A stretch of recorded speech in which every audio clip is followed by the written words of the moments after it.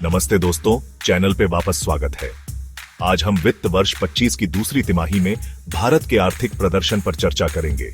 चलिए इसे समझते हैं। सितंबर तिमाही में भारत की अर्थव्यवस्था केवल 5.4% की दर से बढ़ी, जो लगभग 2 सालों में सबसे धीमी गति है।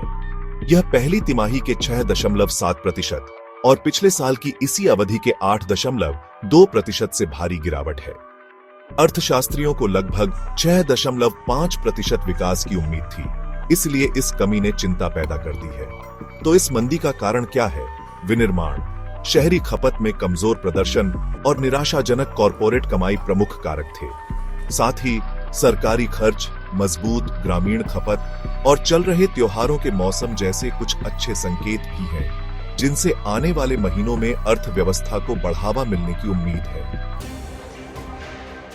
आगे देखते हुए अर्थशास्त्री सावधानीपूर्वक आशावादी हैं। वित्त वर्ष 25 की दूसरी छमाही में मजबूत ग्रामीण मांग और बढ़े हुए सरकारी खर्च के कारण सुधार की उम्मीद है। हालांकि कुछ विशेषज्ञों का मानना है कि भारत का पूरे साल का जीडीपी विकास भारतीय रिजर्व बैंक के 7.2% के अनुमान से कम रह सकता है। उस लक्ष्य को हासिल करने के लिए जीडीपी को साल के दूसरे भाग में औसतन 8.3% की वृद्धि दर की आवश्यकता होगी। मंदी के बावजूद ज्यादातर विशेषज्ञों को उम्मीद नहीं है कि भारतीय रिजर्व बैंक जल्द ही ब्याज दरों में कटौती करेगा। उच्च मुद्रास्फीति, वैश्विक अनिश्चितताएं और भू राजनीतिक जोखिम नीति निर्माताओं को दरों में ढील देने से हिचकिचा रहे हैं। जीडीपी के आंकड़ों ने विभिन्न क्षेत्रों में असमान प्रदर्शन का खुलासा किया।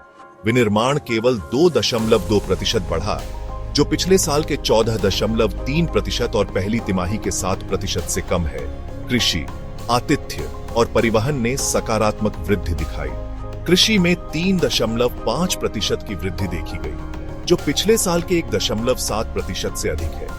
ग्रामीण खपत एक बड़ा सकारात्मक पहलू है। ग्रामीण क्षेत्रों में वास्तविक मजदूरी बढ़ रही है और दोपहिया वाहनों की बिक्री बढ़ रही है। यह कमजोर शहरी मांग और सुस्त कॉरपोरेट कमाई की भरपाई कर सकता है। निवेश के मोर्चे पर सार्वजनिक क्षेत्र के पूंजीगत व्यय या कैपेक्स के बढ़ने की उम्मीद है, जो आर्थिक विकास को बनाए रखने के लिए महत्वपूर्ण है। सरकारी खर्च में वृद्धि, विशेष रूप से चुनावों से पहले, त्योहारों के मौसम में मांग को बढ़ा सकती है और ग्रामीण अर्थव्यवस्था का समर्थन कर सकती है। हालांकि सकल स्थिर पूंजी निर्माण या जीएफसीएफ दूसरी तिमाही में घटकर 5.4% हो गया, जो पिछले वर्ष के 11.6% से कम है।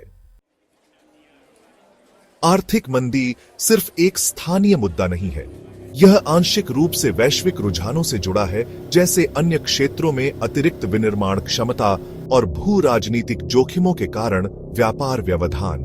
भारत का विनिर्माण क्षेत्र आयात डंपिंग और बढ़ती इस्पात खपत जैसी चुनौतियों से जूझ रहा है, जबकि घरेलू इस्पात उत्पादन स्थिर बना हुआ है। भू राजनीतिक अनिश्चितताएं तनाव बढ़ा रही हैं, जिससे भारत के लिए अल्पावधि में मजबूत आर्थिक विकास बनाए रखना मुश्किल हो रहा है। चुनौतियों के बावजूद भारत के मुख्य आर्थिक सलाहकार भी अनंत नागेश्वरन जैसे विशेषज्ञों का मानना है कि वित्त वर्ष 25 की दूसरी छमाही में मजबूत विकास देखने को मिल सकता है। त्योहारों के मौसम और उच्च ग्रामीण मांग से इस सुधार को बढ़ावा मिलने की उम्मीद है। अर्थशास्त्री दीर्घकालिक विकास को बढ़ावा देने के लिए ढांचागत सुधारों का आग्रह कर रहे हैं। यह मंदी भविष्य के लिए देश की नींव को मजबूत करने के लिए गहरे आर्थिक सुधारों पर ध्यान केंद्रित करने का संकेत हो सकती है। तो जबकि वित्त वर्ष 25 के लिए भारत की विकास संभावनाएं थोड़ी कम हो गई हैं, फिर भी ऐसे कई कारक हैं जो आने वाले महीनों में सुधार का समर्थन कर सकते हैं। क्या भारत साल के दूसरे भाग में वापसी कर सकता है? नीचे कमेंट्स में मुझे अपने विचार बताएं। अगर आपको यह विश्लेषण मददगार लगा तो लाइक, शेयर और सब्सक्राइब करना ना भूलें। धन्यवाद। अगले वीडियो में मिलते हैं।